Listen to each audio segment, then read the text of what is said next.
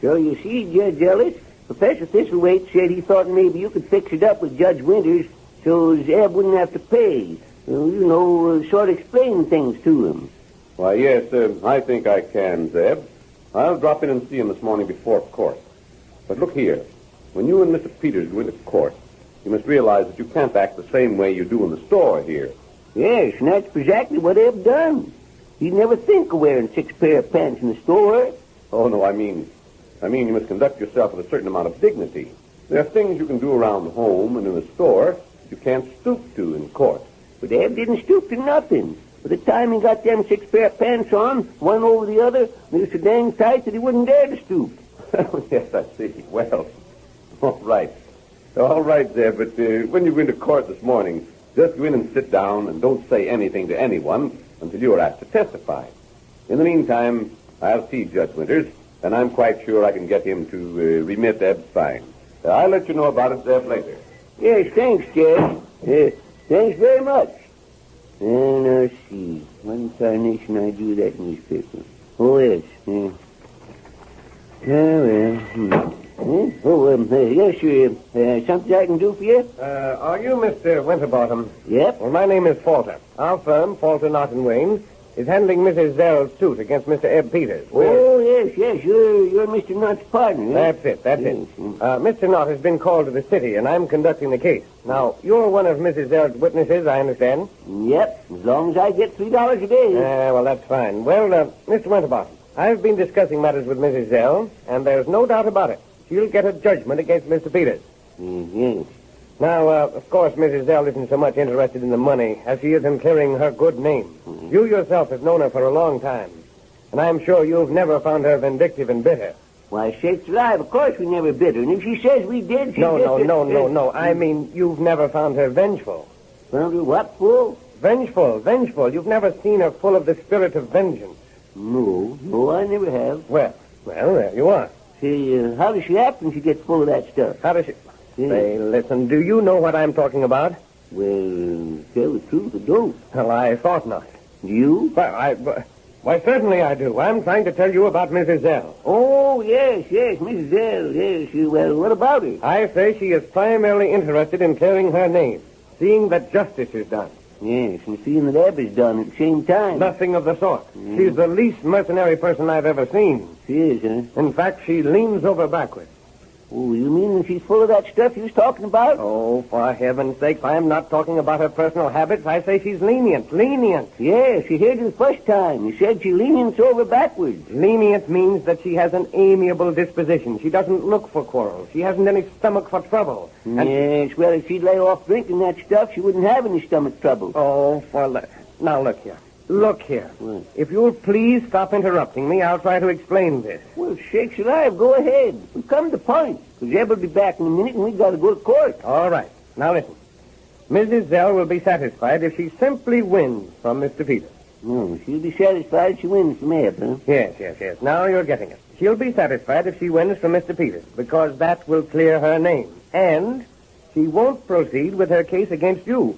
Mean she won't sue me? Well, of course, that's her idea. Mine is just a little different. I'm not so kind-hearted. But I'm going to propose to Mrs. Zell that she... What was that? I say, will you please pay attention to what I'm saying? I said I'm going to propose to Mrs. Zell... Well, now, say, that'll just be fine, young fella. That's what I've often said to her. Say, what are you talking about? You've often said what to her? That she ought to get married again. You just give her the right kind of talk, and I'll bet you she'll take you. Take me? Yes, when you propose. That's just what she needs. A strong man to sort of guide her. Oh, say, listen, you... Now, wait a minute. I'm not going to propose that way to her. Well, certainly not. I didn't finish my sentence. I said... Well, you didn't finish your sentence. No, I was... Well, how much longer have you got to do? Well, maybe she'll wait until they let you out for good anyway. Say you ain't been taking sudden sick, have you? No, I'm not sick. Well, you sort of look kind of pale around the gills. Now, never you mind how I look. I'm trying to tell you something. Trying to get something into that thick head of yours. What? Now, listen. Maybe you can understand this.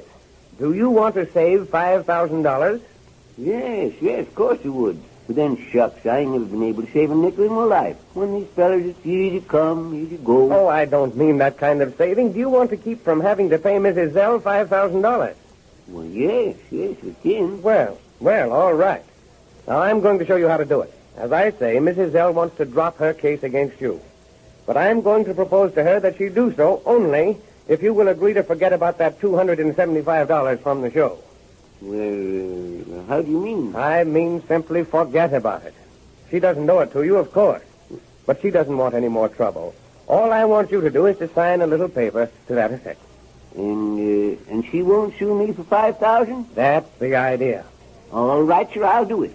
I don't want no more trouble neither. Now, just give me the paper. Now, just a moment. There's another little requirement, too.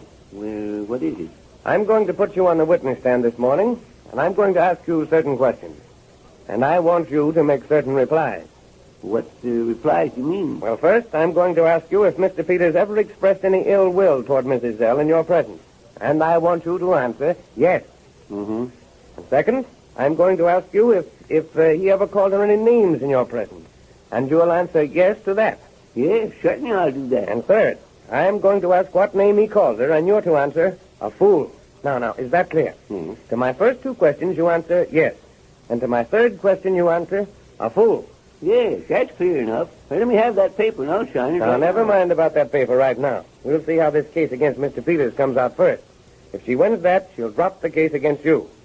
So you'd better remember which side of your bread the butter's on. Now, don't forget, you're our witness, and if you answer those questions the way I told you, we'll win that case.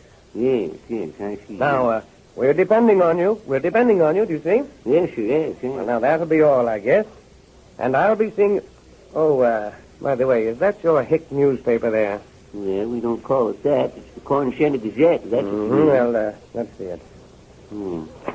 Yes, well... Nice paper, too. Yes, There's all the news in it. There's a story right here about the case, right here. Yes, I put that in myself. Mrs. Zell sets new style in courtroom apparel. Appears in shorts. What? Well, does it say that? Now, wait a minute. Mrs. Gladys Zell, Corn Center poetess, who is suing Mr. Ed Peters for $5,000, caused a crowded courtroom to gasp with astonishment when she appeared at the first day of the trial clad in shorts. Well, You say you put this in the paper? Well, I put a piece in, but I didn't say that. If Mrs. Zell wears the same kind of attire today, a huge attendance is expected. When interviewed by our reporter, Mr. Zeb Winterbottom, Mr. Peters' partner, he stated that the case was simply a plot on the part of Mrs. Zell. Yes. Now, that's more like it. That's what I said. Oh, you did, huh? Yes. And, did you put the rest of this in, too? Well, what did it say? It says, Winterbottom also inferred that Judge Winters had been bribed by Mrs. Zell. He referred to the judge as a heel and stated that Winters was a loafer and a heavy drinker. You said that? Yep, I guess you did. Say, this is going to be a cinch. A cinch? Well, This is the funniest thing I've ever seen. Yes. Yes, it's pretty funny. Only I don't think I'll ask you to testify for us. We don't need your testimony. Only, may I have this paper? Well, yes, I guess you can. Well, thank you. I just want to show it to the judge before court opens. You'll love it. Yes. It's funny how just a little thing like that can make so many people happy.